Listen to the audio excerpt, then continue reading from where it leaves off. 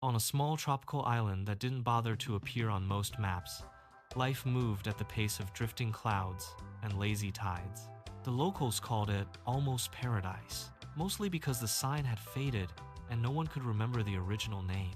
At the far end of the beach stood a crooked coconut shack run by a man named Boro. Boro was unimpressive.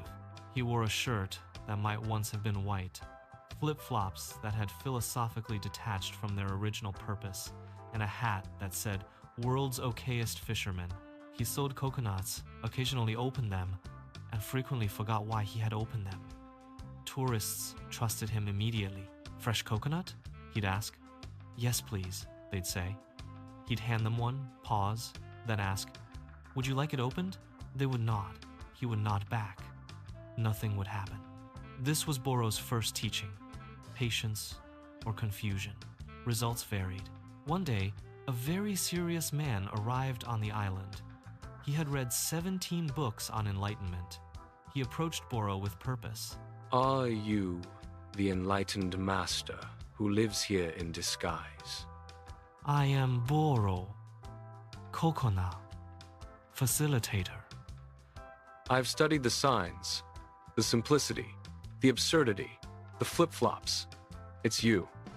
Boro looked down at his flip-flops as if seeing them for the first time. "They are advanced," he admitted. The man sat cross-legged in the sand. "Teach me." Boro scratched his head. A small crab nearby paused, sensing something important or at least snack-related might happen. "Okay. First lesson. Hold this." Boro gave him a coconut. "Now, don't make it complicated," said Boro. The man waited and waited and waited. After 10 minutes, he whispered, Is something supposed to happen? "It already did. You made it complicated," said Boro. Days passed. The man followed Boro everywhere, writing everything down. Boro forgot where he was going, sat down halfway, and sometimes took naps mid-sentence. Observe. The master demonstrates non-linear teaching through strategic unconsciousness, and he is snoring. One afternoon, a storm rolled in. The sky darkened, the wind picked up, and the sea grew loud and restless. The villagers hurried to secure their boats. "Master, the storm! What should we do?" Boro stood at the shore, watching the waves crash and dissolve. Then he picked up a coconut. The man leaned closer. Boro held it up to the sky. "Big wave," he said. He dropped the coconut. "Small coconut. I don't understand what that means." Storm is big. You are thinking also big, bigger than storm. The wind howled. The rain began. For a moment, something loosened. He looked at the storm again. Just wind, just water, just movement. Not personal, not about him, just happening. He started to laugh. At first a little, then a lot, then uncontrollably, standing in the rain, holding a coconut like it was the most obvious joke in the universe. Boro nodded approvingly. Yes, coconut helps. The storm passed as all storms do, without asking for permission. The next morning, the island sparkled. The air was fresh, the sea calm again, as if nothing dramatic had ever occurred. The man sat quietly by the shore. No notebook, no questions, just sitting. Boro walked over and handed him a coconut. "Should I open it?" Only if it feels like less work than not opening it. The man laughed again, and this time he didn't write it down. Months later, new tourists arrived. They approached the coconut shack. "Are you Boro?" they asked the man behind the counter. He wore the same faded shirt, the same questionable flip-flops, the same slightly confused expression. "I am Boro, coconut, facilitator." They leaned in. "Are you the enlightened master with the flip-flops?" He looked down at his flip-flops. "They are advanced," he admitted. Behind the shack, under a palm tree, the original Boro lay sleeping, hat over his face, doing absolutely nothing, which, as it turned out, was still the highest teaching on the island. They arrived at Almost Paradise Island at exactly the wrong time, which is to say, the perfect time. Aurelian the alien descended first, hovering slightly above the sand because gravity is more of a suggestion where I'm from. Jonathan Livingston Seagull circled overhead, immediately disappointed. "Too easy," he muttered. "The wind here has no ambition." The enlightened fish was floating on the water, humming softly. "No currents," he observed.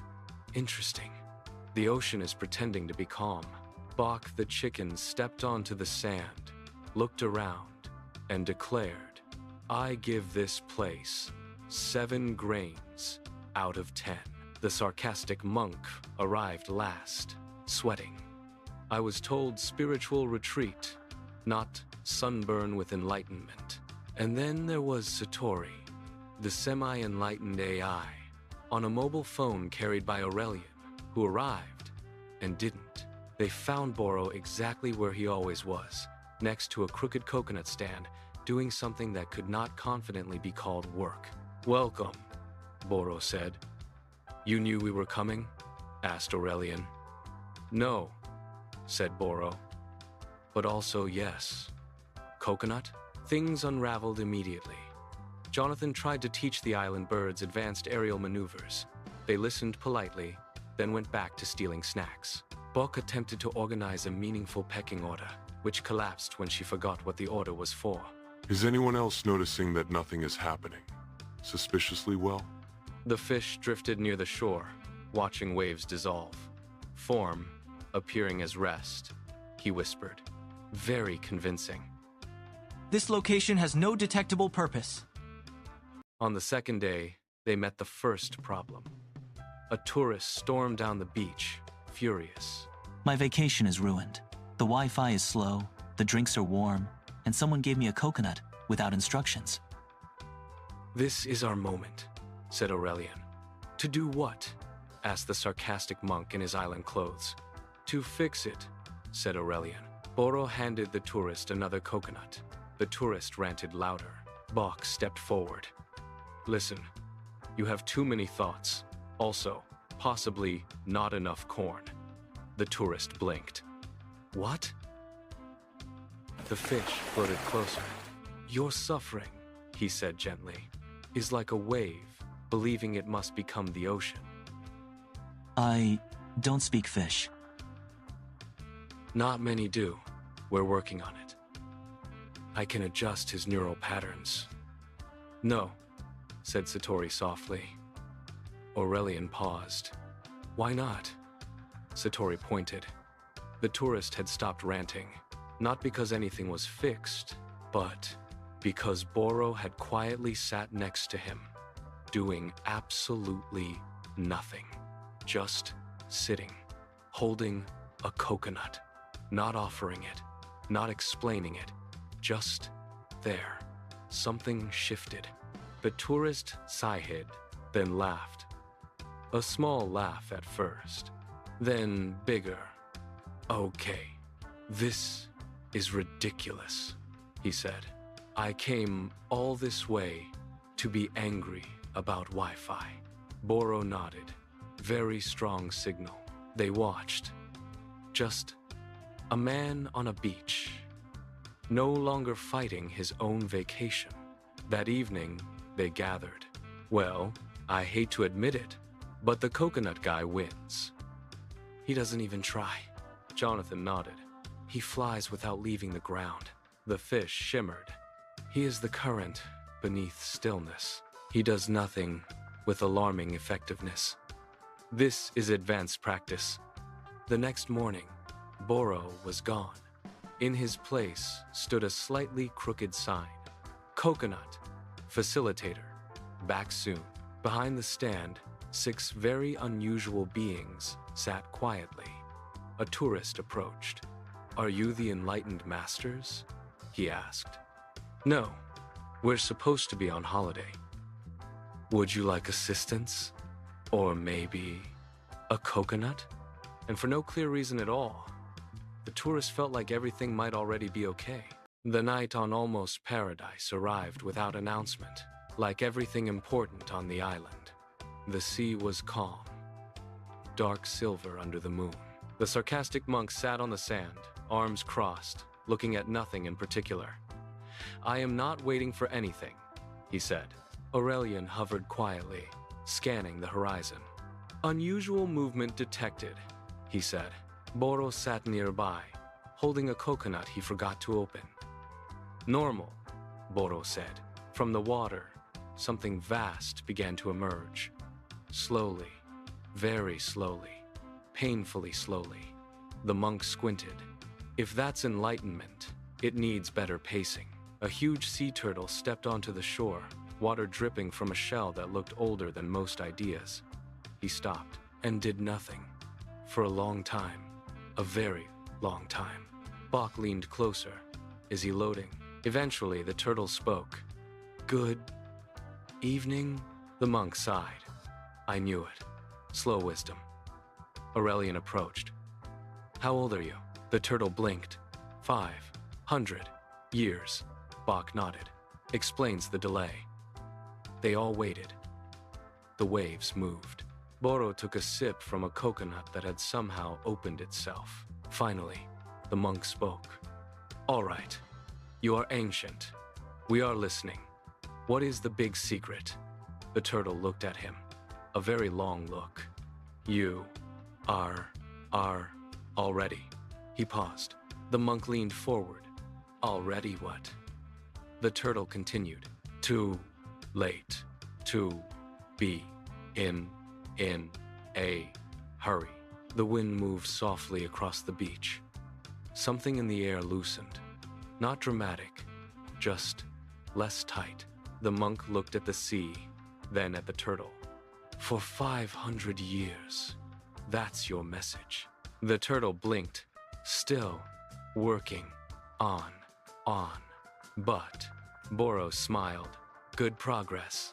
After a long silence, the turtle turned and began to return to the ocean, very slowly. "Of course." Halfway into the water, the monk called out. "Hey!" The turtle stopped. "Yes?" The monk hesitated, then smiled a little. "No rush." The turtle nodded, which took a while. Bok watched him disappear, then looked at the monk. "Enlightenment?" The monk closed his eyes. "Delayed, but arriving." Above them, the stars said nothing, which, for once, felt like the fastest answer. The afternoon was unusually still. Boro sat by his crooked coconut stand, doing what looked like nothing and felt like everything. Bok, the chicken, stood in front of him, unusually serious. "No pecking today. Only questions." Boro nodded. Advanced chicken. The enlightened fish floated nearby. The sea listened. Bok asked, "You are not just Coconut Man."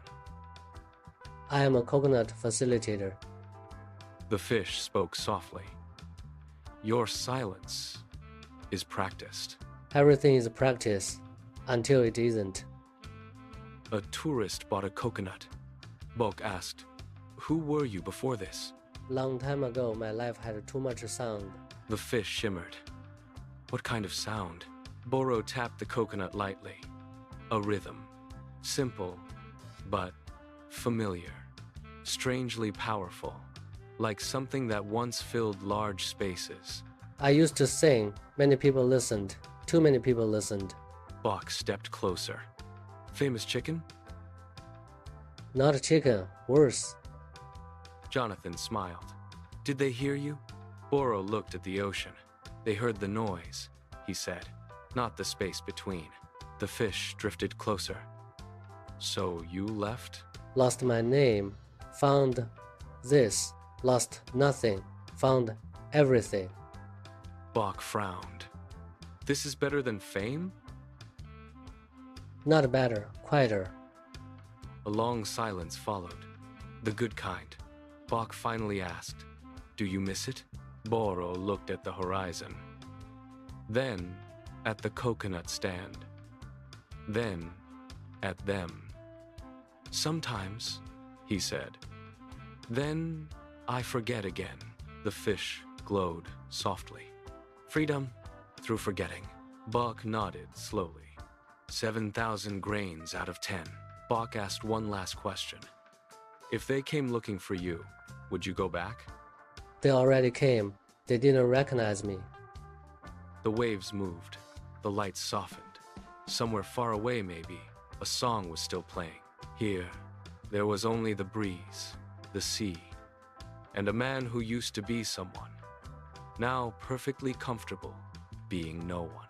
Bok looked at the coconut for a long time, then said, "Good trade." Boro nodded. "Very good trade."